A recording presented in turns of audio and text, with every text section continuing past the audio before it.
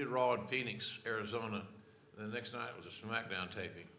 So it's about 100 miles. And we drank, he wanted me to taste this wine. And we broke every law imaginable. He's driving 100 miles an hour. We have open containers. We drank 2 bottles of wine in an hour and something drive. And we've got really faced. I haven't drank wine since, to any degree. I'm done.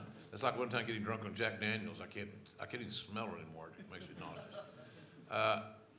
Steve is a unique, he goes on these tangents about drinking.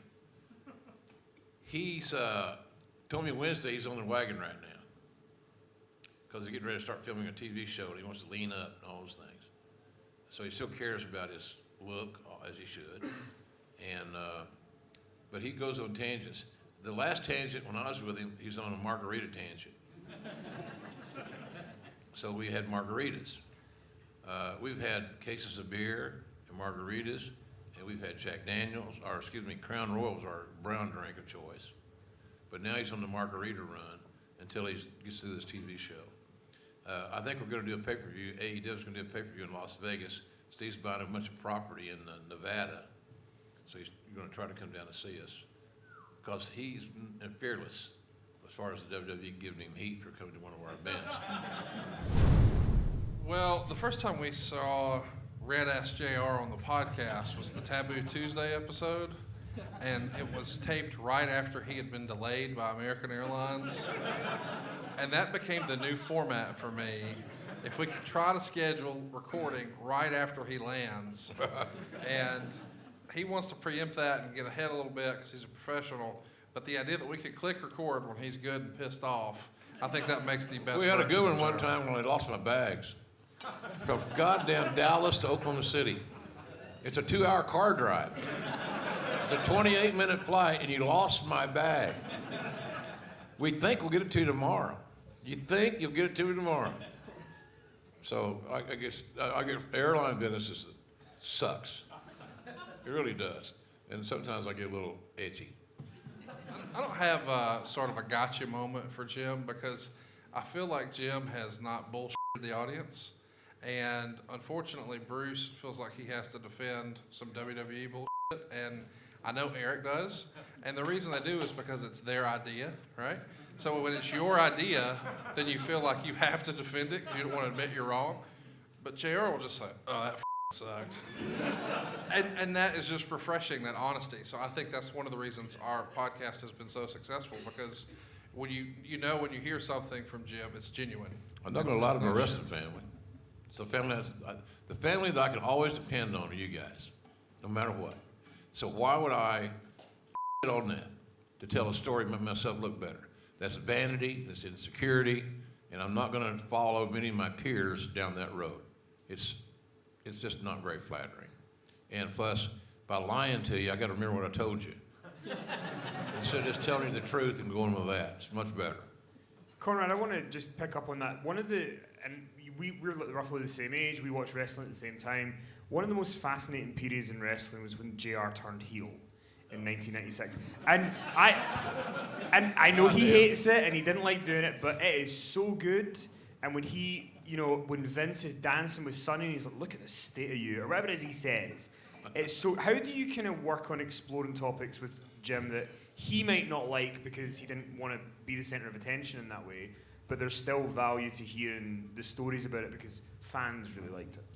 Well, I'll just try to add context to whatever the topic is. So, if our topic is, that Taboo Tuesday pay-per-view, we're not just going to talk about that pay-per-view in a vacuum. I want to talk about the news and notes sort of coming in and coming out of the company. And Jim has an opinion or a perspective on most of that because he was involved in it or hands-on. So what I'll do typically is get the format to Jim the day before, and then if there is something where he's like, man, I don't have anything on that didn't involve me at all, he may mention that to me. I'll just mention it in passing and we'll keep going. But sometimes there will be something that'll stick out, and before we click record, he'll give me a heads up, like, oh, that Johnny Ace, I got a story on that. So I know then, okay, let's build to that one and give it some time. And it's worked out. It's been fun. If you have any time, go on YouTube and find the Livewire episodes It's the best Jim Ross ever. It's from 1996. And Jim is frustrated with fans who are getting on the phone on live TV and don't have their question ready. So they call in and they say, Jim, how are you? They're on live TV. And he says, fine, buddy, what's your question? Well, I just want to tell you that I followed your career forever. I mean, all going back to the 80s and Mid-South. He's like, yeah. What's your question? Because he understands this is not good TV.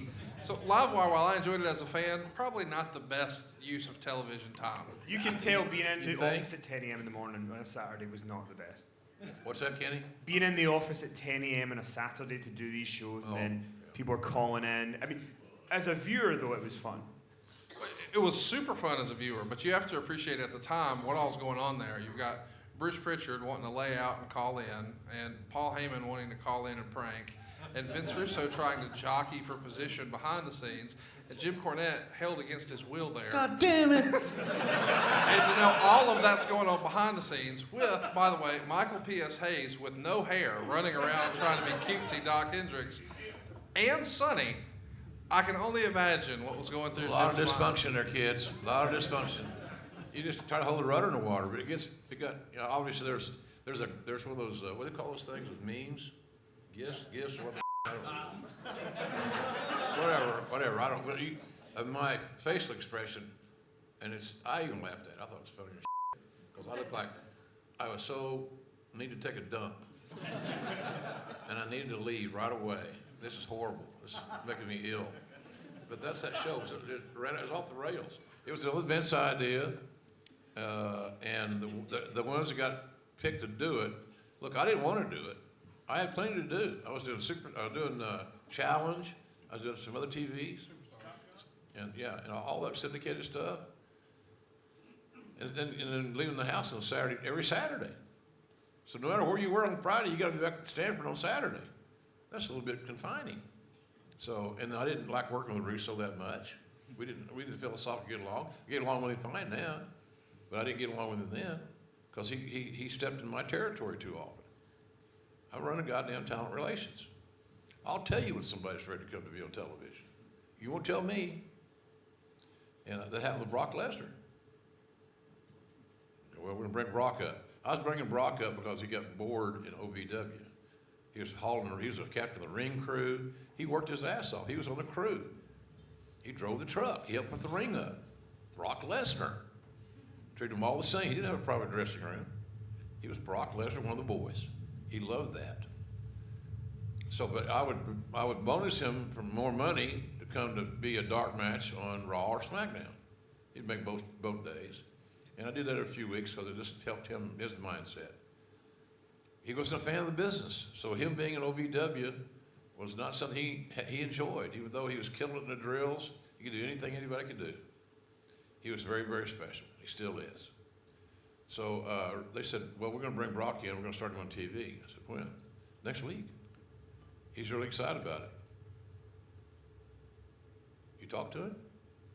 Oh, yeah. He's real excited. Huh. You might want to call him back and tell him he's not coming. Because he ain't coming to be on television next week. Well, we'll talk to Vince. And we will. So I go to Vince. I said, look, is this kid going to be a star? You goddamn right. I told you that day one. Me and Briscoe recruited him for 2 years. 2 years. This is a big investment, man. Time and money. 2 years. We knew he was going to be special. We found that once-in-a-lifetime kind of guy. And I said, Vince, he can't protect his opponents yet. He doesn't know his own strength. When he slams you and he can't feel that you're flattening out so he can be level, he can kill you. That's a little drastic. He can break your back, break your hip. He hurts people until he learns how to execute. He said, well, is he getting it, JR? I said, yeah, he's getting it, but he's not there yet. So here's a story. If he hurts somebody in a match, and that person's lawyer, they sue us for negligence, and they get me on the witness stand and say, was he properly trained and ready for this sort of assignment? I will not perjure myself. I'm not going to go to prison and meet Big Marge. I don't like sleeping in my belly all the time.